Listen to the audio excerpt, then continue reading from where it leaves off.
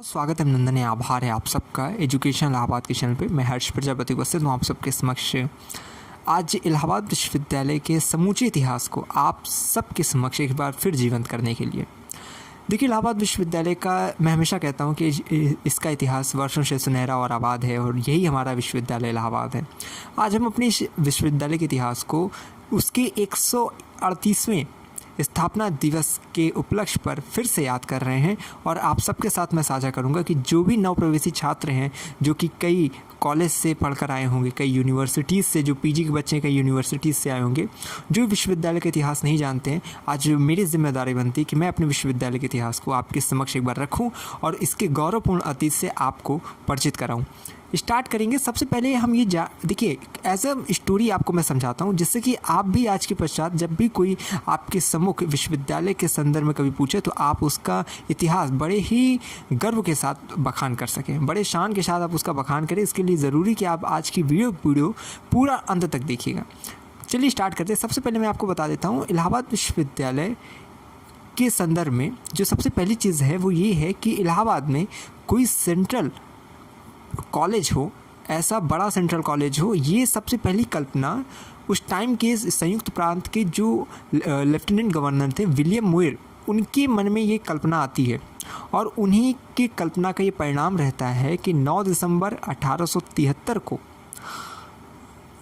उस समय के जो महामहिम थे लॉर्ड नॉर्थब्रुक, उन्होंने जो है इसकी आधारशिला रखी थी, जिसे जो है विलियम मुइर का, क्योंकि ये कल्पना थी तो इन्हीं की आइडिया के अनुसार जो है विलियम मुइर सेंट्रल कॉलेज की जो है जो है आधारशिला रखी गई थी। कब रखी गई थी? आपकी ये रखी गई थी 9 दिसंबर 1873 को। इसकी कुछ वर्षों पश्चात आपकी 23 सितंबर 1887 को एक एक्ट पारित करके इसे इलाहाबाद विश्वविद्यालय के रूप में स्थापित किया गया। तो ये इलाहाबाद विश्वविद्यालय का पूरा इतिहास है। तो बहुत सरल शब्दों में मैंने बताया कि क्या विश्वविद्यालय की स्थापना किस प्रकार से हुई थी। ठीक, अब यहाँ पे एक चीज़ मैं आपको समझा दूँ। इलाहाबाद विश्वविद्यालय का अभी तक तो आपने समझा कि इसका जो है स्थापना किस प्रकार से हुआ था। अब इसका मैं कुछ इतिहास बताता हूँ और कुछ अभी की वर्तमान जानकारियाँ देता हूँ। सबसे पहली चीज़, 200 एकड़ से अधिक क्षेत्र में इसका विस्तार है। इसे ऑक्सफोर्ड यानी कि पूर्व का ऑक्सफोर्ड भी कहा जाता है। अब पूर्व का ऑक्सफोर्ड देखिए क्यों कहा जाता है, ये बताने के तो बहुत लोग बताएंगे।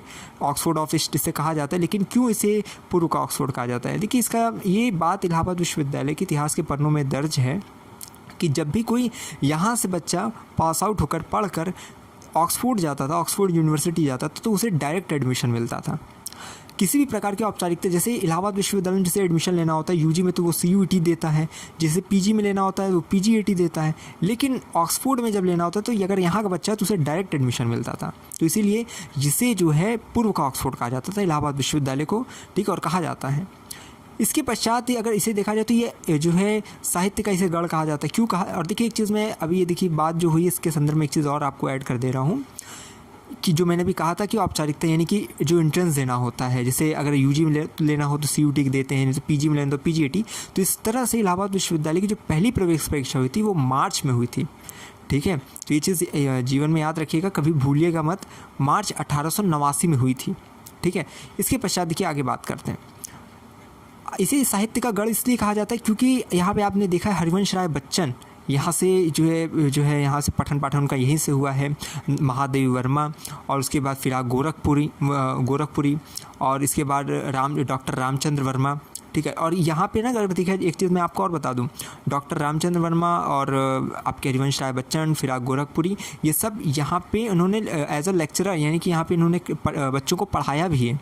हाँ, तो ये एक सुनहरा इतिहास है साहित्य के भी क्षेत्र में, इसीलिए इसे साहित्य का गढ़ कहा जाता है। IAS की फैक्ट्री भी कहा जाता है। आपको मैं बता दूं, मुझे अभी बैच तो नहीं याद है, लेकिन ये ऐसा विश्वविद्यालय में हुआ है कि एक ही हॉस्टल के एक ही बैच के 5-5 बच्चे जो है IAS के टॉप रैंकिंग में सम्मिलित रहे हैं। किसी का 14वां रैंक है, किसी का 5वां रैंक है, इस प्रकार से रहा है। तो विश्वविद्यालय का IAS का भी ये जो है बहुत सुनहरा इतिहास रहा है। इसके बाद देखा जाए तो बहुत पॉलिटिकल अगर विश्वविद्यालय का योगदान है, अगर देखा जाए तो 3 प्रधानमंत्री और 6 मुख्यमंत्री देने वाला विश्वविद्यालय है ये। अगर देखा जाए 3 प्रधानमंत्री, 7वें प्रधानमंत्री VP सिंह यानी कि विश्वनाथ प्रताप सिंह, ये आपके इलाहाबाद विश्वविद्यालय से ही पढ़े हुए थे। उसके बाद जो 8वें प्रधानमंत्री थे चंद्रशेखर, वो भी यहीं से थे। ठीक है, और नेपाल के प्रधानमंत्री एक हुए थे। ठीक है, और थापा करके थे वो, तो वो भी यहीं से जो है संबंधित थे।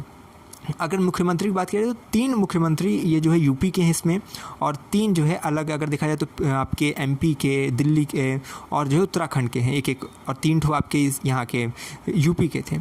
और हेमवती नंदन बहुगुणा आपके यूपी के, और पंडित गोविंद बल्लभ पंत आपके यूपी के थे। हाँ, तो और एक नारायण तिवारी करके एक ठो थे, वो भी जो है यूपी के मुख्यमंत्री थे, जो कि इलाहाबाद विश्वविद्यालय से सब पढ़े थे। अगर देखा जाए तो 35 से अधिक डिपार्टमेंट्स हैं, 11,000 से अधिक छात्र छात्राएँ इलाहाबाद विश्वविद्यालय में जो है पढ़ते हैं मेन कैंपस में।